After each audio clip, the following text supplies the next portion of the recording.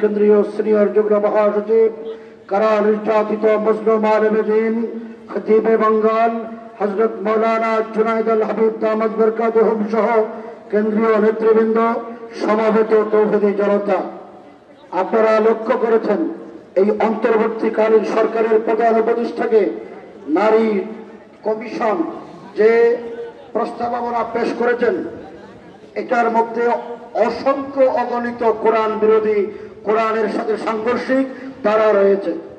আমি মাত্র কয়েকটা পয়েন্ট আপনাদের সামনে পাঠ করে শোনাচ্ছি। এই প্রতিবেদনে এক জায়গায় উল্লেখ করা হয়েছে, নারীদের সম্পত্তির সমান উত্তরাধিকার নিশ্চিত করতে মুসলিম ও হিন্দু উত্তরাধিকার আইন সংশোধন করতে হবে। এটা সরাসরি কোরআন বিরোধী। দুই, বিবাহ তালাকের তথ্য স্থানীয় সরকার প্রতিষ্ঠান ও কাজী অফিসের মাধ্যমে যাচাইয়ের জন্য ডিজিটাল অ্যাক্সেস ব্যবস্থা করা, যাতে কম বয়সের বিবাহ এবং বহু বিবাহ রোধ করা যায়। এটা সরাসরি পবিত্র কোরআন বিরোধী, কারণ আল্লাহ বলেছেন ফানকিহু মা তাবা লাকুম মিনান নিসাই মাসনা ওয়া সুলাসা ওয়া রুবা। এই আয়াতকে সরাসরি অস্বীকার করা হয়েছে। 3 নম্বর,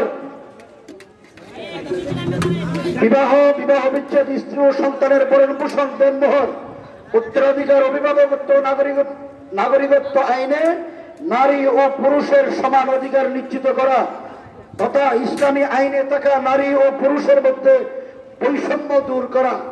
তারা প্রমাণ করতে চেয়েছেন ইসলামী আইনে বৈষম্য আছে, অথচ ইসলামী আইন হলো ইনসাফপূর্ণ আইন, নারীদের জন্য ন্যায্য অধিকারের আইন, পুরুষের জন্য তার হকের আইন। এই আইনকে সরাসরি অস্বীকার করা হয়েছে। 4 নম্বর, তারা বলেছেন রাষ্ট্র হলো ইহুদাত্মিক সত্তা, সুতরাং কোন ধর্মীয় বিধান অনুসরণ করে সংবিধান শুরু করা উচিত নয়। এছাড়াও রাষ্ট্রধর্ম ইসলাম, বিসমিল্লাহির রহমানির রহিম পরে সংবিধান শুরু করা হয় এবং রাষ্ট্র পরিচালনার বর্ণিত হল আল্লাহর উপর আস্থা ও বিশ্বাস, মুসলমানের ঈমান। এই সংবিধান থেকে এগুলো তারা মুছে দেওয়ার দাবি করেছেন।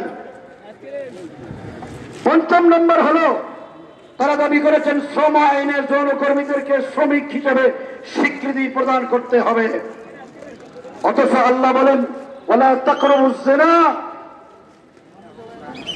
জিনার নিকটবর্তী হইও না। আল্লাহর নির্দেশকে অবজ্ঞা করা হয়েছে।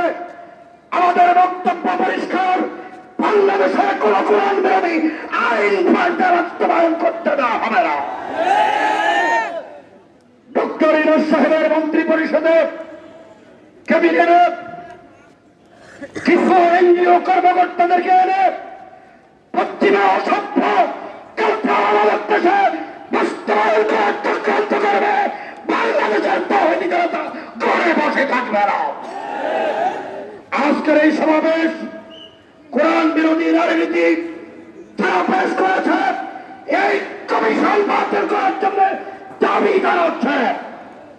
আগামী 3রা মে এই কমিশন কোরআন বিরোধী আইন বাতিলের জন্য এবং হেফাজতের যারা শাপলা চত্বরে গণহত্যা চালিয়েছে, এই গণহত্যাকারীদের বিচারের জন্য কাতার ফিলিস্তিনের মুসলমানদের উপরে যেইভাবে ইসরায়েলি বর্বরতামূলক অত্যাচার আর জুলুম চলছে, তা বন্ধ করার জন্য পার্শ্ববর্তী ভারতীয় আগ্রাসন মোকাবেলা করার জন্য 3রা মে সরোয়ার্দী উদ্যানে মহাসমাবেশ ডাকা হয়েছে।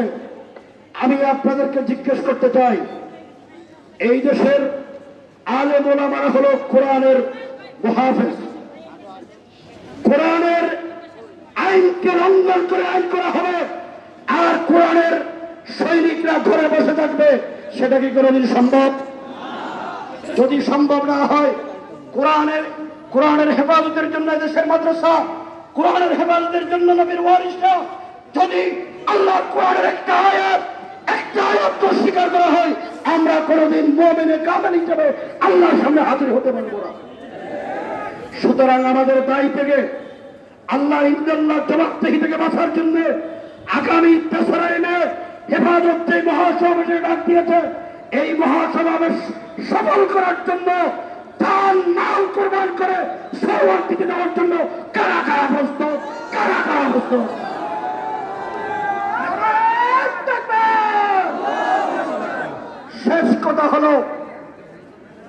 শেষ কথা হলো বাংলাদেশে খুনি হাসিনা ক্ষমতায় থাকার সময়ে যেই পরিমাণ গণহত্যা চালিয়েছে, এই গণহত্যা, এই শহীদদের রক্ত বাংলাদেশের নতুন বিপ্লবের সূচনা করেছে।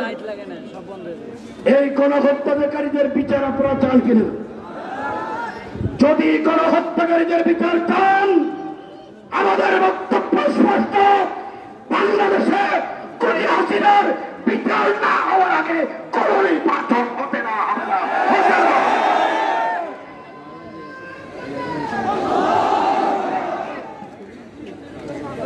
সম্মানিত উপস্থিতি, এই